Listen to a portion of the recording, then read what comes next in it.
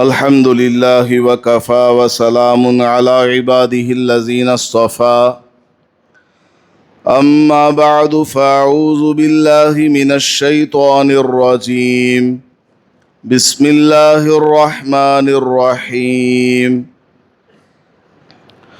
فلما رجعوا إلى أبيهم قالوا يا أبانا منع منا الكيل فأرسل معنا أخانا نقتل وإنا له لحافظون صدق اللہ العظیم۔ حضرت یوسف علیہ السلام کے 10 بھائی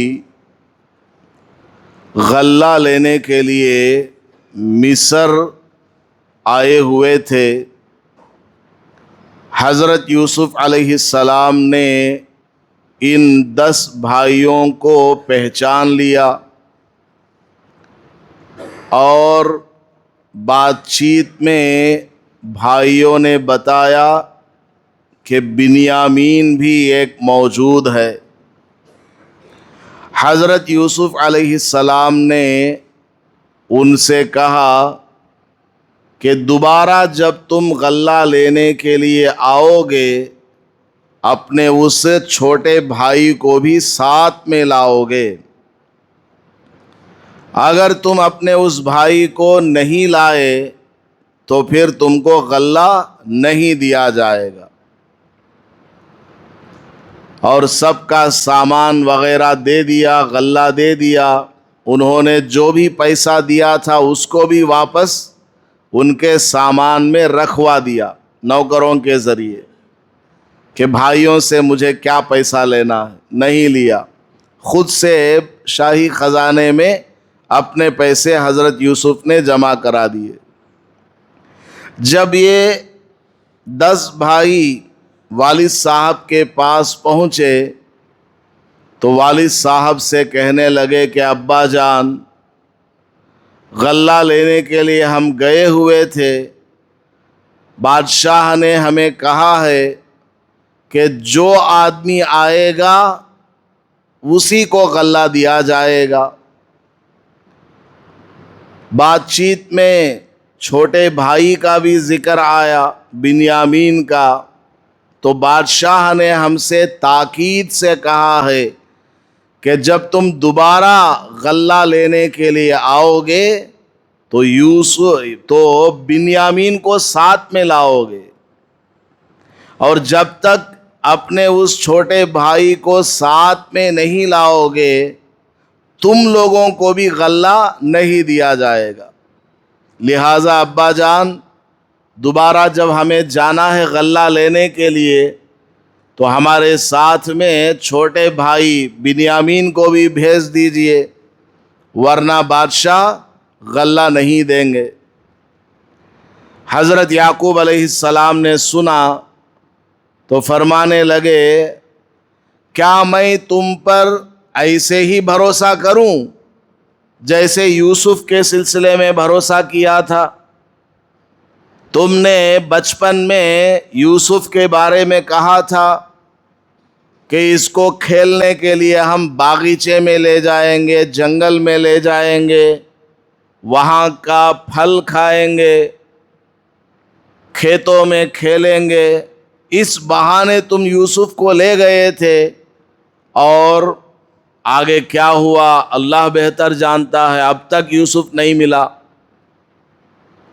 اب تم دوبارہ اس کے چھوٹے بھائی کو بنیامین کو اپنے ساتھ لے جانے کے لیے بول رہے ہو۔ فاللہ خیر حافظا، اللہ تعالیٰ ہی بہتر حفاظت فرمانے والا ہے۔ وَهُوَ أَرْحَمُ الراحمین، اور وہ سب سے زیادہ رحم کرنے والا ہے۔ ابھی یہ بات چیت چل ہی رہی تھی، بھائیوں نے اناج کی بوریاں کھولنا شروع کیا۔ اپنے گھر میں اناج کو جمع کرنے کے لیے کوئی کنٹینر ہوگا، اس میں ڈالنے کے لیے کسی بھائی نے کھولا بوری، تو اس میں ان کا پیسہ مل گیا۔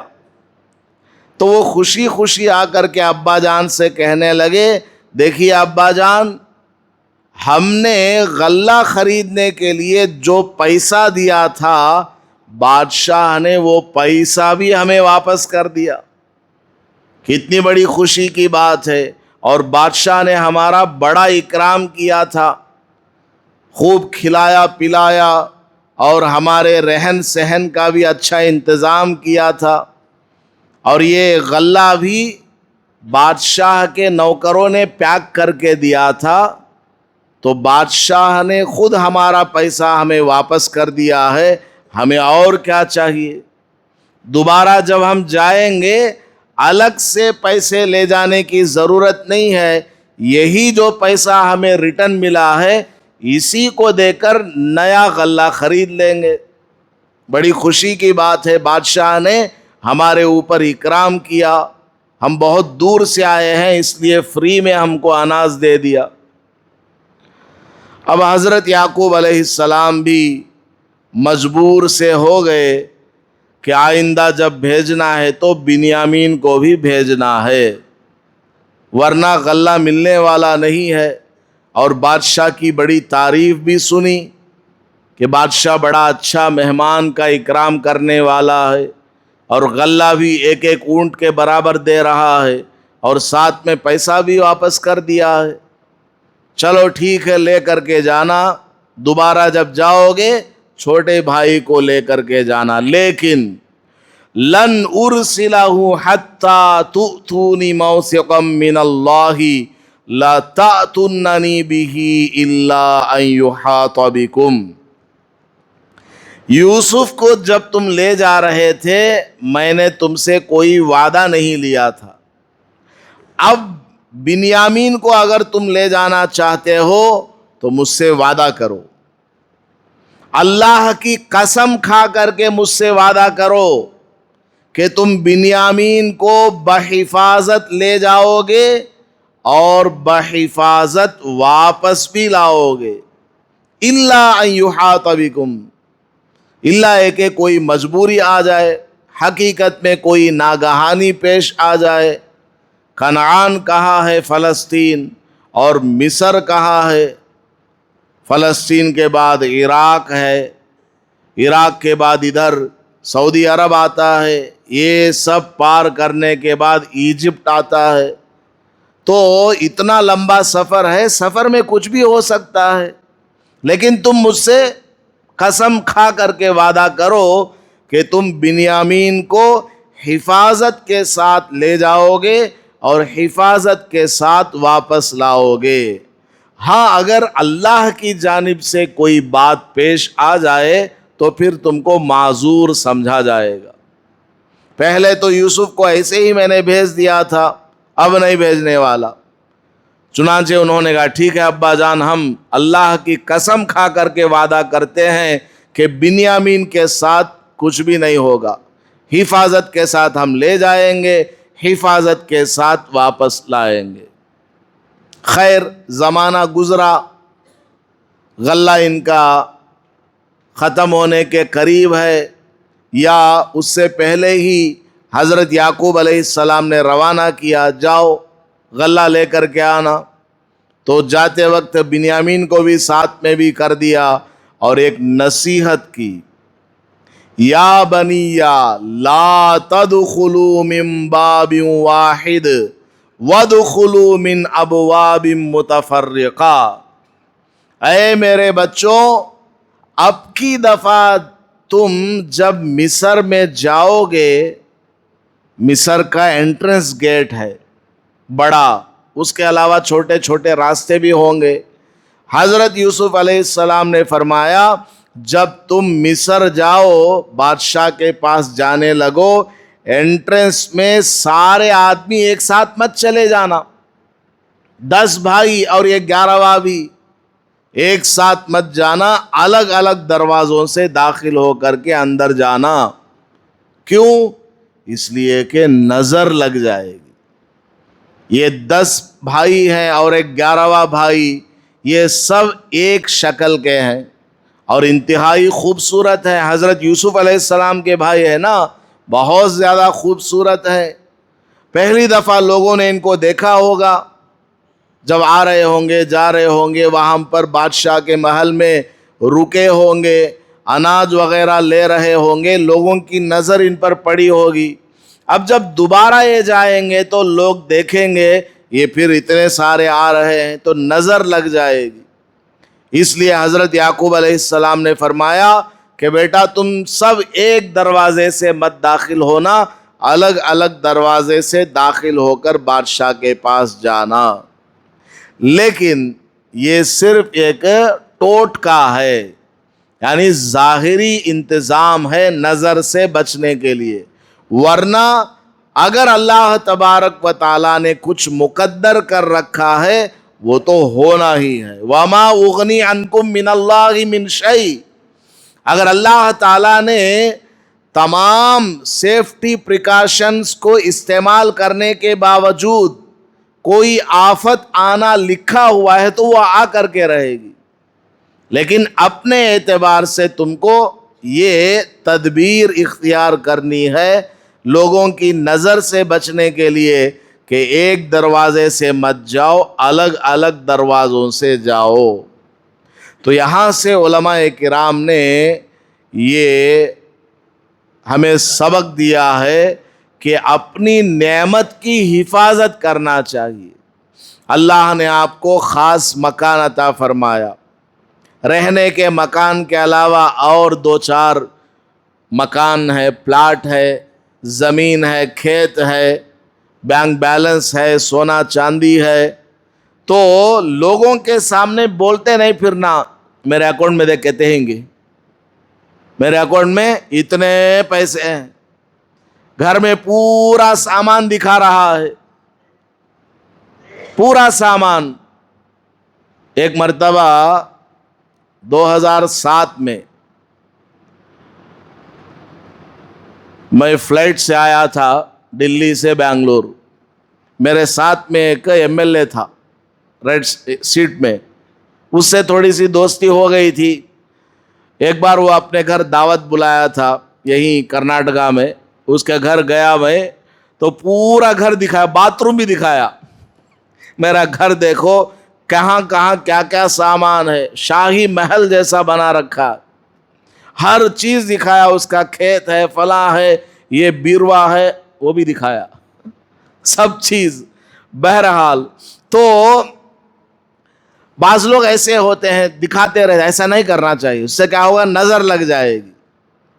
اسی طرح اولاد کے بارے میں بھی لوگوں کے سامنے زیادہ تعریف نہیں کرنا. میرا بچہ بڑا اچھا پڑھنے والا, بہت انٹیلیجنٹ, اسکول میں فرسٹ ہے, ٹیوشن میں فرسٹ ہے, یہ سب بولتے نہیں پھرنا. لوگوں کی نظر لگ سکتی ہے, ضرورت کے مطابق بولتے رہنا بس. تو حضرت یوسف علیہ السلام کے ابا حضرت یعقوب علیہ السلام نے فرمایا کہ بیٹا جب تم جاؤ ایک ساتھ مت جانا. 11 بھائیوں کو دیکھیں گے, کس باپ کے بچے ہیں اتنے خوبصورت, اور 11 کے 11 ہیں, تندرست ہیں, صحت مند ہیں, تو نظر لگ جائے گی.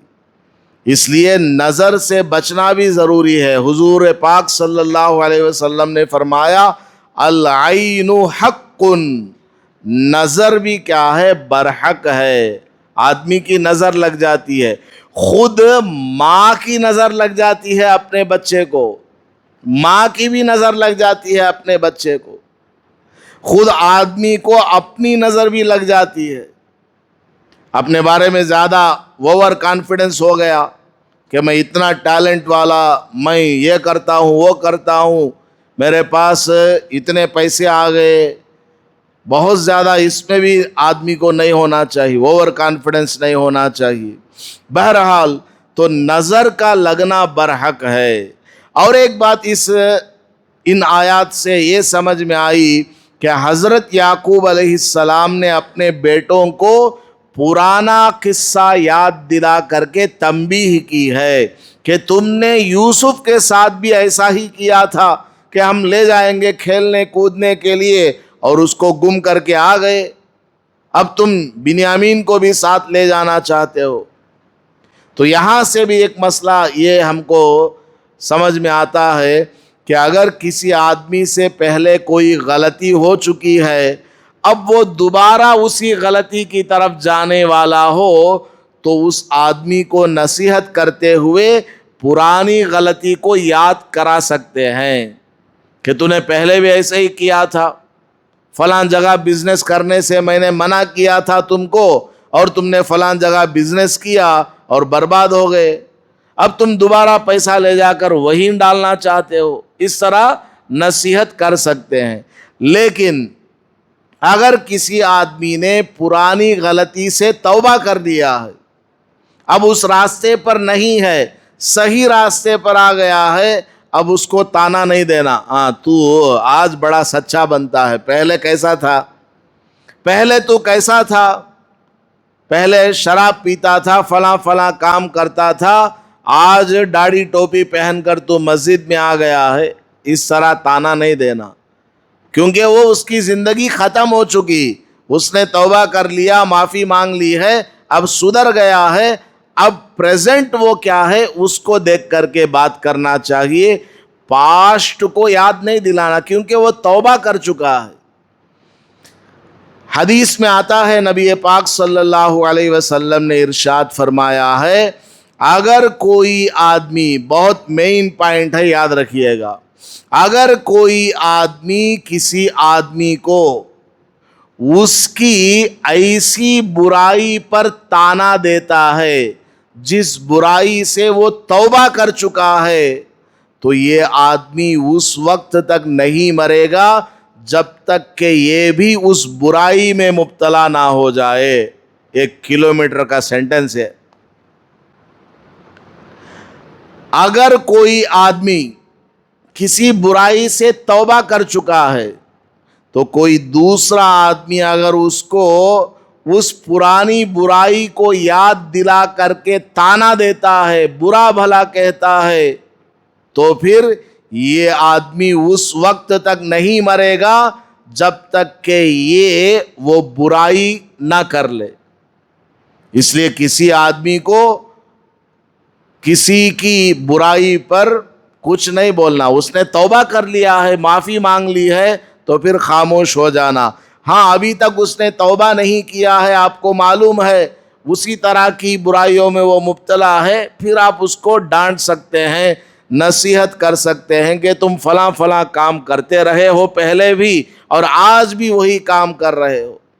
تو بہرحال حضرت یعقوب علیہ السلام نے اپنے بیٹوں سے قسم لے کر کے بنیامین کو ساتھ میں بھیج دیا، اور تدبیر بھی بتلا دی کہ ایک راستے سے تم کو انٹر نہیں ہونا، الگ الگ راستوں سے تم کو داخل ہونا ہے، باقی اللہ مالک ہے۔ ظاہری اعتبار سے یہ سیفٹی پریکاشن ہے، ورنہ آگے کیا ہونے والا کیا نہیں ہونے والا ہے اللہ تعالیٰ ہی بہتر جانتا ہے۔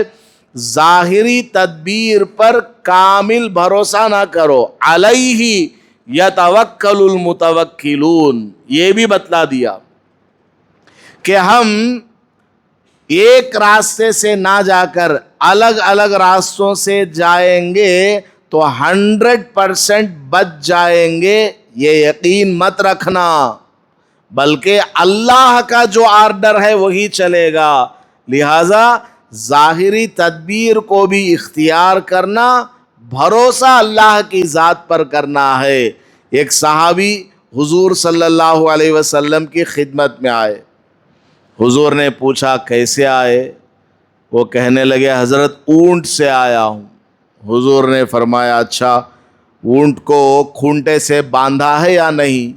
اس نے کہا نہیں حضرت، اللہ کی ذات پر بھروسے سے باہر اونٹ کو چھوڑ کر آیا ہوں۔ حضور نے فرمایا نہیں، رسی سے اونٹ کو کھونٹ سے باندھ دو، بعد میں اللہ کی ذات پر بھروسہ کرو۔ یعنی ظاہری تدبیر کو بھی اختیار کرنا ہے، پھر اللہ کی ذات پر بھروسہ کرنا۔ بعض لوگ اوور کانفیڈنس ہوتے، کیا ہوتا دیکھ لیں گے، جو اللہ مالک ہے، اسی اللہ نے کہا جس کے بارے میں تم کہہ رہے ہو کہ اللہ مالک ہے، اسی اللہ نے کہا ہے اپنے آپ کو اپنے ہاتھوں سے ہلاکت میں مت ڈالو، اپنے آپ کو اپنے ہاتھوں سے بربادی میں مت ڈالو، کچھ کرو اور پھر اللہ کی ذات پر بھروسہ کرو۔ کچھ بھی نہیں کرتا آدمی، ہاتھ باندھا ہوا ہے اور کہتا ہے کہ مجھے اللہ کی ذات پر بھروسہ ہے۔ آدمی کو کچھ کرنا چاہیے، ایکٹیویٹی، جو کام کرنا ہے وہ کام کرتے ہوئے اللہ کی ذات پر بھروسہ کرنا ہے۔